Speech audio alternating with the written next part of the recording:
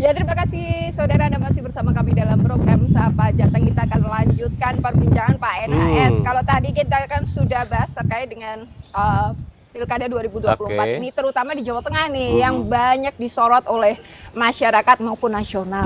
Terutama karena di Jawa Tengah ini konon katanya nanti akan ada perang bintang antara Kim yang mendukung Pak Lutfi dengan Gus Yassin, atau dengan PDIP yang nantinya konon nih, kita kan juga belum tahu rekomendasinya nanti yang keluar siapa, Pak Andika dengan Gus Yusuf ini. Dan antara Gus Yassin dengan Gus Yusuf juga sama-sama NU nih, suaranya juga lumayan banyak, sama-sama bintang kan. Nah, sama-sama bintang. Kalau menurut Pak NHS sendiri ini potensinya bagaimana untuk Jawa Tengah ini? Apa gambaran yang sudah ada itu kemungkinan besar akan terimplementasikan di lapangan ya. Pak Lutfi buat saya tampaknya sudah bulat akan maju, entahlah nanti siapapun calon wakilnya. Sementara Pak Andika yang kita dengarkan baru selentingan, tetapi juga faktanya di lapangan sudah begitu banyak balihonya, Banteng Perkasa itu. Banteng Perkasa, kan beliau perkasa begini. Yang ketiga, apakah juga PDIP bagian dari rangkaian itu yang akan mendefinitifkan siapa dalam kasus misalnya apakah Pak Hendi tetap maju atau sebaliknya. Ya, Nah, saya sih pernah sampaikan juga ya bahwa sayang sekali PDIP sebagai pemenang pemilu di Jawa Tengah, dan Mbak Lia tahu itu sepanjang pemilu pasca Orde Baru sejak tahun 99, 2004, 2009, 2014, 2019, 2024 itu kan banteng memenangkan. Maka ada istilah Jawa Tengah adalah kandang banteng, itu bisa diterima. Nah kan kalau kita itu melihat pemain bulu tangkis yang punya juara, mentalitasnya itu mentalitas juara. Tapi tampaknya PDIP sebagai pemenang pemilu tapi mentalitasnya bukan juara. Kalau saya, secara ideal PDIP harus mengambil alih wacana ini. Kenapa? Karena PDIP lah satu-satunya partai yang memang secara mayoritas memenangkan perolehan suara di hampir seluruh Jawa Tengah, apalagi di level provinsi. Dan dia harus mendrive gitu ya, semua kekuatan untuk berada pada dia. Dia harus memandu terhadap dinamika politik, wabil khusus adalah dinamika politik di Jawa Tengah. Tapi faktanya absen kan. Nah, saya kira ketika Pak Andika akan dicalonkan dan dia termasuk buat saya orang baru dalam belantara beton pemilu di Jawa Tengah, saya kira itu akan sulit sekali. Dia harus mengejar ribuan kilometer dari ribuan kilometer yang sudah ditempuh oleh Lutfi misalnya. Walaupun ketika pendekatan teritorial dipakai karena Polri ini hampir sama secara paralel dengan struktur kepengurusan, keadaan, struktur kekuasaan, kalau memang keluarga-keluarga itu juga mampu mendukung. Nah karena itulah ini akan berat, dan dia tahu bahwa ini adalah pertarungan yang berat, tetapi sangat menentukan terhadap masa depan. Apakah Jawa Tengah ini kandangnya masih akan ada di situ atau enggak. Dan sekali ini gagal dalam Pilgub, saya rasa cerita mengenai Partai Demokrat yang declining itu bisa diulang oleh PDIP. Saya meyakini itu, tetapi mungkin ini akan jauh lebih mengena oleh karena apa?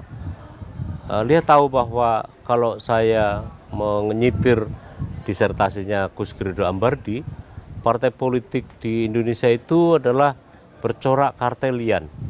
Apa itu kartelian? Kekuatan dia tergantung pada pendanaan sumber-sumber yang berasal dari keuangan negara. Keuangan negara itu ada dua, APBN dan atau APBD. Nah, apakah ini kemudian haram? Enggak juga, karena penyumbang iuran dari partai itu buat partai itu adalah kan legislatif itu boleh. Yang tidak boleh itu kan korupsi. Dan saya tidak menyamakan kartelian dengan korupsi, tetapi adalah bahwa ini menyangkut tentang operasionalisasi administrasi, keuangan dan segala macam partai politik. Partai politik. Dan PDIP pada beberapa waktu antara 99 sampai dengan 2019, entahlah nanti di pasca 2024, berada pada keadaan yang memungkinkan kartelinan itu bekerja, sekali lagi tanpa punya saya prasangka bahwa itu karena memanfaatkan keuangan negara, tapi berdasarkan sumber-sumber iuran dari legislatifnya di seluruh Jawa Tengah. Oh, seluruh Jawa Tengah.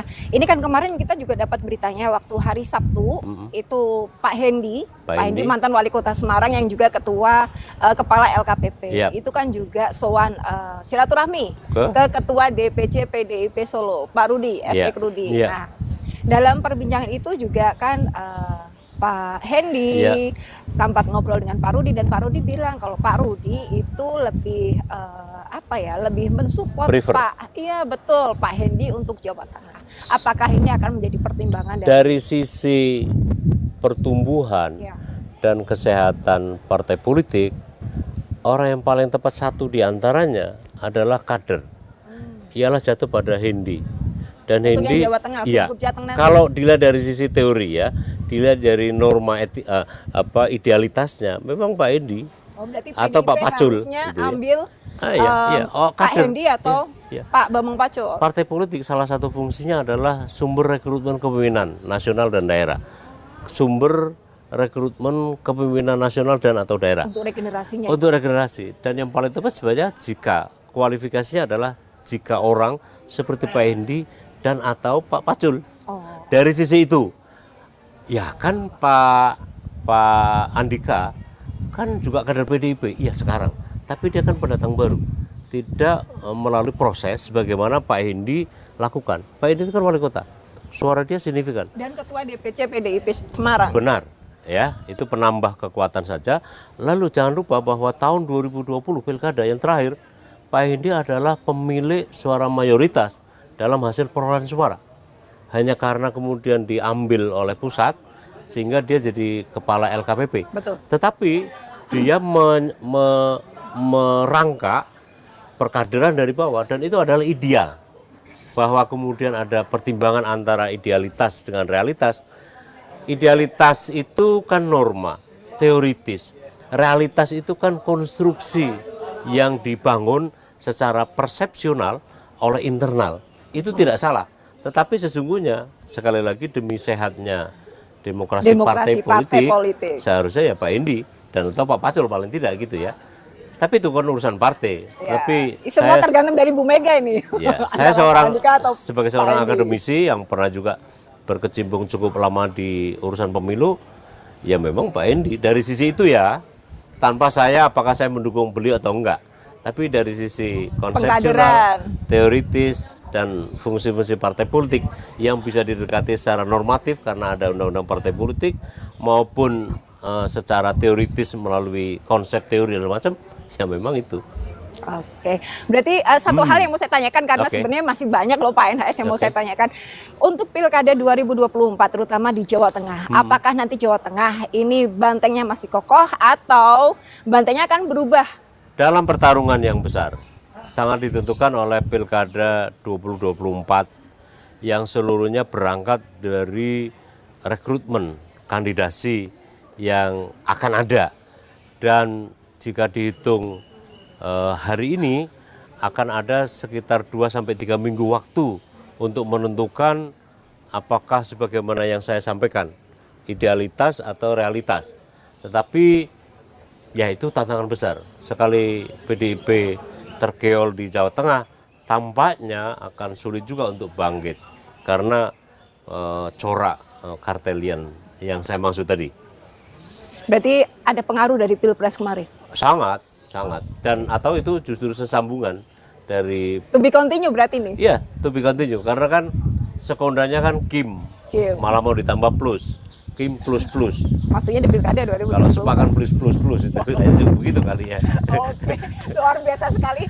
Terima kasih atas waktunya Pak NHS. Sebenarnya masih banyak yang kita obrolkan, tapi karena durasi, semoga perbincangan kita ini bisa menambah informasi bagi pemirsa sekalian. Saya Farida Malia, mewakili kerabat kerja yang bertugas, mengucapkan terima kasih atas perhatian Anda. Kompas TV, independen, terpercaya.